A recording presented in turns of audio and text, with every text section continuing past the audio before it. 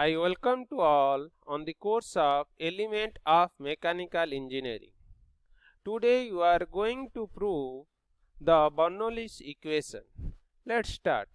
First you have to know the statement of the Bernoulli's theorem. Accordingly, Bernoulli's theorem, the summation of pressure energy, potential energy and the kinetic energy per unit mass is constant at all the cross section in the streamline flow of an ideal fluid. That means that we can write in mathematically P by rho g plus V square by 2g plus z is equal to constant. That is the Bernoulli's theorem. Before coming to the Bernoulli's theorem, you have to assume some parameter. So first assumption, the fluid is non-viscous. Non-viscous means the fluid that have no resistance or zero resistance to internal friction, that is known as non-viscous fluid. Then the fluid is perfectly incompressible. Incompressible means that density is constant. We can't compress the fluid. Example is the water. Compressible means gas. We can compress the gas. Opposite is the incompressible. That is, we can compress. Example is the water. And for incompressible fluid, the density is constant. The third assumption, the fluid is continuous, steady. Steady means the properties does not vary with respect to the time. Then laminar. Laminar means streamline flow. No external force except the force of gravity and the pressure act on the fluid. So these are the assumptions. There is no internal resistance, fluid is incompressible, fluid should be steady, continuous and laminar. These are the assumptions you have to consider to prove the Bernoulli's equation. Now you see this diagram. This is a downward pipe direction, okay, and this is 1 this is the inlet of this pipe, and 2 section, this is the outlet of this pipe, and after some time it is coming to section 3 at the inlet. Then after some time it is coming to 4 at the outlet. Before, first you have to know different nomenclature you are using in this Bernoulli's equation. So this is let us consider a taper pipe through which the liquid is flowing from inlet to outlet. So these are the nomenclature you are using. First is the A1, that is the area of the cross section of the pipe at the inlet.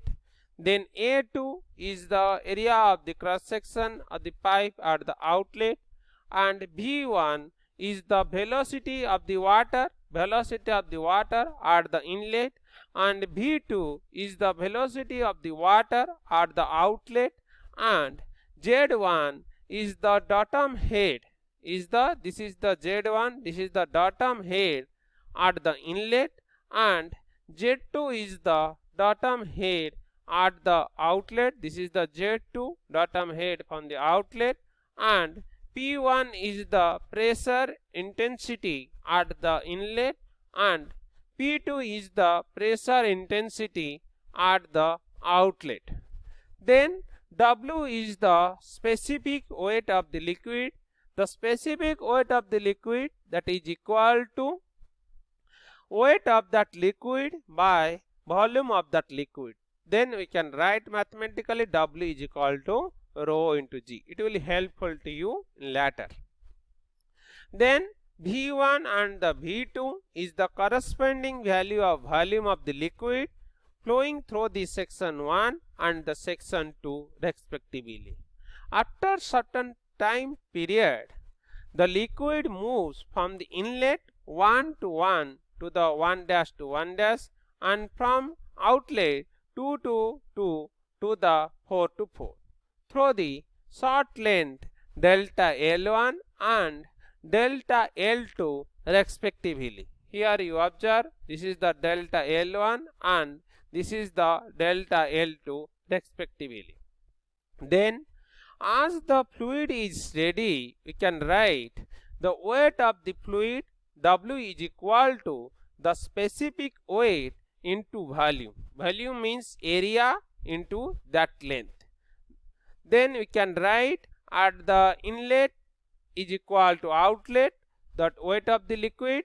Now we can write W A1 delta L1 is equal to W A2 delta L2. After some time, the W, the specific weight, it will be cancelled. Then we will get A1 delta L1 is equal to A2 delta L2.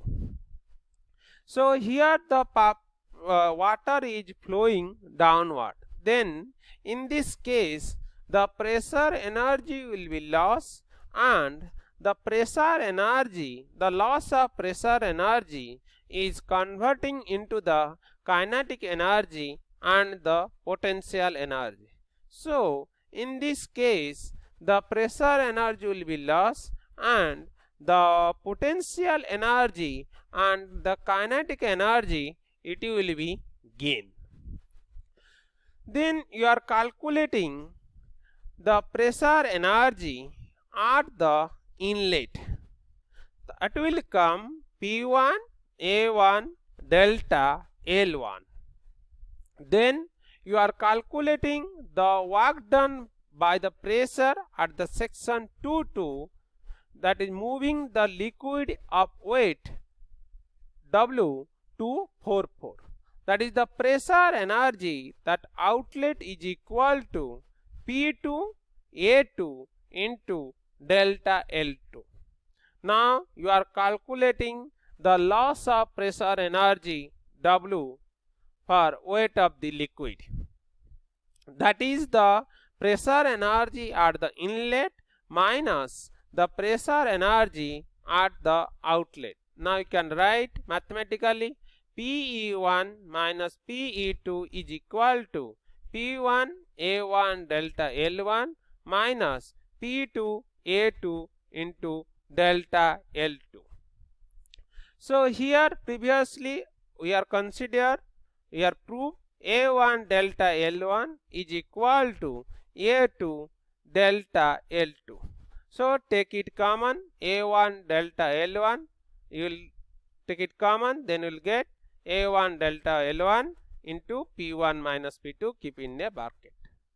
Now you are calculating the loss of pressure energy per unit weight of the liquid is given by that the loss of pressure head PH, that is the pressure energy or pressure head, is equal to A1 delta L1 into P1 minus P2 by that weight of the liquid. That weight of the liquid we can write, that is the mg also we can write, or that weight of the liquid we can write W is equal to rho g into volume. Then A1 delta L1 into P1 minus P2 by rho g into volume, rho into g A1 delta L1, it is the volume. So A1 delta L1 at the top and the bottom, then we can cancel, we will get P1 minus P2 by rho g. So the loss of pressure head PH1 to 2 is equal to P1 minus P2 by rho g. Then the pressure energy, the loss of pressure energy increasing the kinetic energy as well as the potential energy. So first we are calculating the kinetic energy at the inlet. The kinetic energy at the inlet, that is half mv1 square, and the kinetic energy at the outlet, that is half mvt square. So kinetic energy is pressure energy is converting into the kinetic energy. So you are calculating here the gain in kinetic energy. So gain in kinetic energy is K1 to 2 is equal to half mv square minus half v1 square. So the gain in kinetic energy is equal to K kinetic energy 1 to 2 by weight of the liquid. So half mv2 square minus half v1 square, then half and m take it common, then bracket v2 square minus v1 square by mg. So mass we can cancel, we will get 1 by 2g v2 square minus v1 square. This is the gain in kinetic energy per unit weight of the liquid. Then you are calculating gain in datum energy or the potential energy. The potential energy at the inlet, that is mgz1, and the datum energy at the outlet, that is the mgz2. Now the gain in datum energy, that is d1 to 2 mgz2 minus mgz1. So take it common mg, then within bracket you keep it z2 minus z1. Now the gain in datum energy per unit weight of the liquid, then you will divide mgz2 minus z1 by weight of the liquid w. So the weight of the liquid is mg, the mg at the bottom and top will be cancelled, we will get dh1 to 2 is equal to z2 minus z1. This is the gain in datum energy per unit weight of the liquid. So all of you know that the loss of pressure energy per unit weight of the liquid is equal to the gain in kinetic energy per unit weight of the liquid plus gain in datum energy unit weight of the liquid. So you can write, so pressure energy pH1 to 2 is equal to kinetic energy KH1 to 2 and the datum energy or the potential energy 1 to 2. So potential pressure energy P1 minus P2 by rho g is equal to 1 by 2g V2 square minus V1 square. This is the gain in kinetic energy plus Z2 minus Z1. So you can open this bracket, we will get P1 by rho g minus P2 by rho g is equal to V2 square by 2g minus V1 square by 2g plus Z2 minus Z1. So if you open this bracket, this will bring all the things one side, inlet you bring one side and outlet bring to the right side. Inlet bring to left side, outlet bring to the right side. So you will get P1 by rho g plus V1 square by 2g plus Z1 is equal to P2 by rho g plus V2 square by 2g plus Z2. Means here the total energy is constant. Hence you are proved the Bernoulli's equation. And this Bernoulli's equation, this is for ideal fluid. The total energy is constant. So in the Bernoulli's equation, initially you are assume some parameter. These are the limitation in the Bernoulli's equation. So in the Bernoulli's equation does not consider the variable velocity of the liquid due to the friction offered by the wall of the pipe during the flow of fluid through this pipeline. Then in this second limitation, you are not considering any loss due to the friction. You are neglecting the loss. This is also another limitation in the Bernoulli's equation.